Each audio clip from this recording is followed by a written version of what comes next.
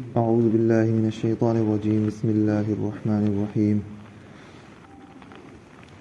یا ایھا الذین آمنوا انما الخمر والمیسر والانصاب والازلام رجس من عمل الشیطان فاجتنبوه لعلکم تفلحون انما يريد الشیطان ان یوقع بینکم العداوة والبغضاء فی الخمر والمیسر ویصدکم عن ذکر اللہ وعن الصلاة فهل انتم منتہون وَأَطِيعُوا اللَّهَ وَأَطِيعُوا الرَّسُولَ وَاحْذَرُوا فَإِن تَوَلَّيْتُمْ فَاعْلَمُوا أَنَّمَا عَلَى رَسُولِنَا الْبَلَاغُ الْمُبِينُ لَيْسَ عَلَى الَّذِينَ آمَنُوا وَعَمِلُوا الصَّالِحَاتِ جُنَاحٌ فِيمَا طَعِمُوا إِذَا مَا اتَّقَوْا وَآمَنُوا وَعَمِلُوا الصَّالِحَاتِ ثُمَّ اتَّقَوْا وَآمَنُوا ثُمَّ اتَّقَوْا وَأَحْسَنُوا وَاللَّهُ يُحِبُّ الْمُحْسِنِينَ۔ اے ایمان والو، یقیناً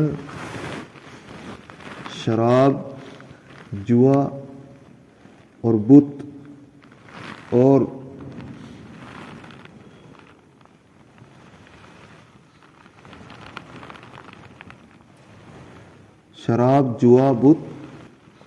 تیر جو اس وقت ہوتے تھے،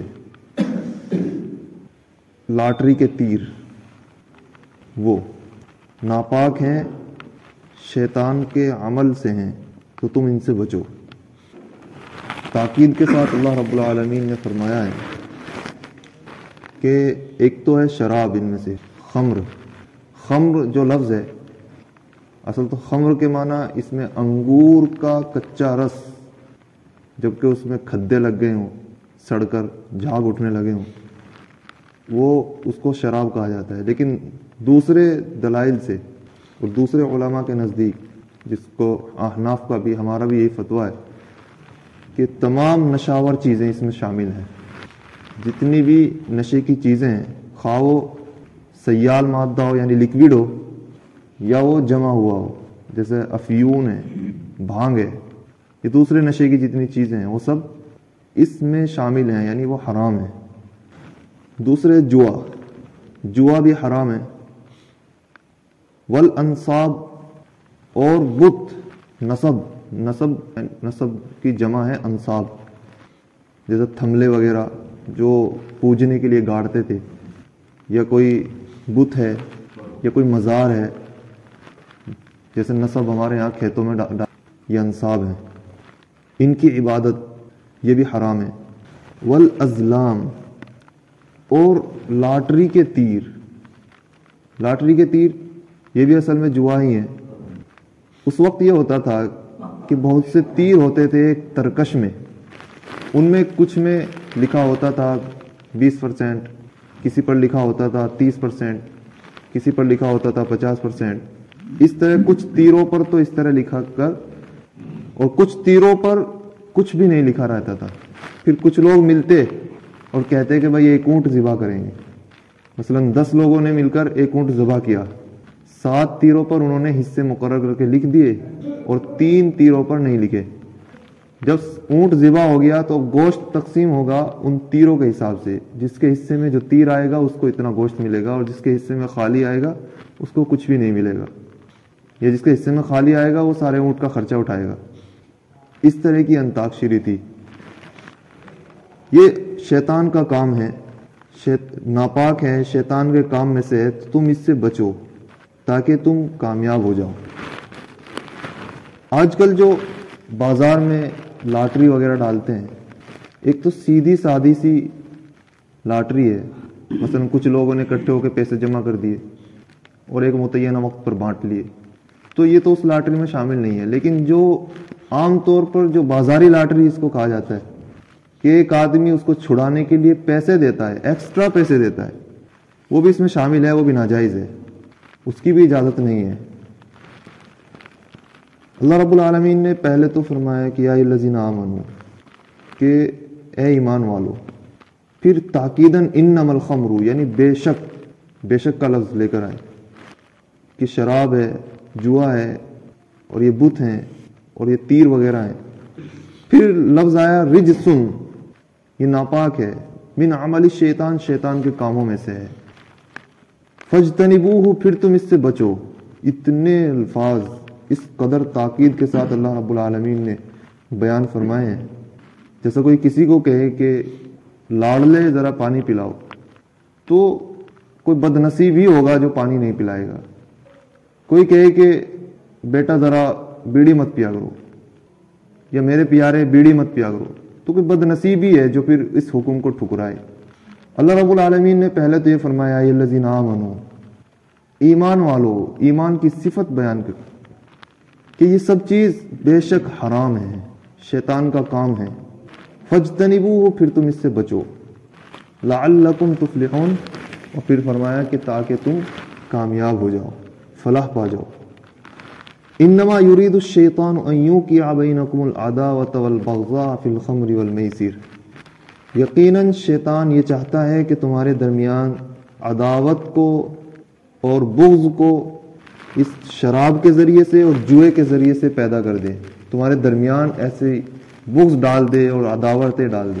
شراب کے ذریعے سے تو یہ کہ جب انسان کی عقل ہی جاتی رہتی ہے نشہ کر کے, پھر وہ کسی کے ساتھ لڑتا ہے, جھگڑتا ہے, برا بھلا کہتا ہے, گالیاں دیتا ہے.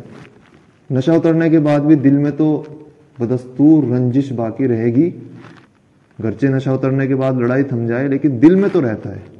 تو یہ انسان کے درمیان عداوت کا ایک سبب ہے اور ایک بڑا سبب ہے.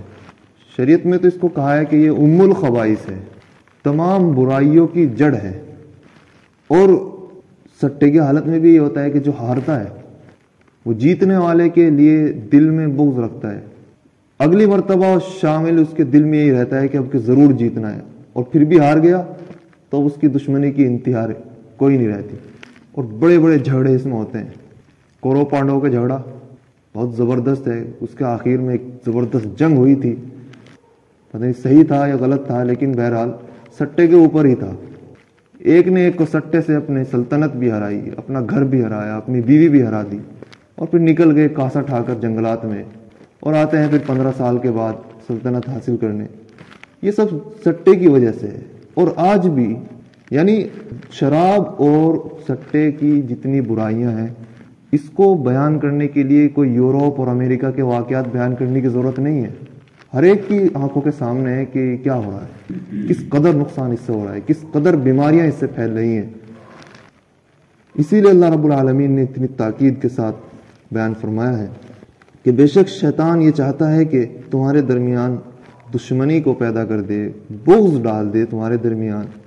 فی الخمر والمیسر, شراب اور جوئے کے ذریعے سے. وَيَصُدَّكُمْ عَنْ ذِكْرِ اللَّهِ, اور تم کو اللہ کے ذکر سے روک دے اور نماز سے روک دے.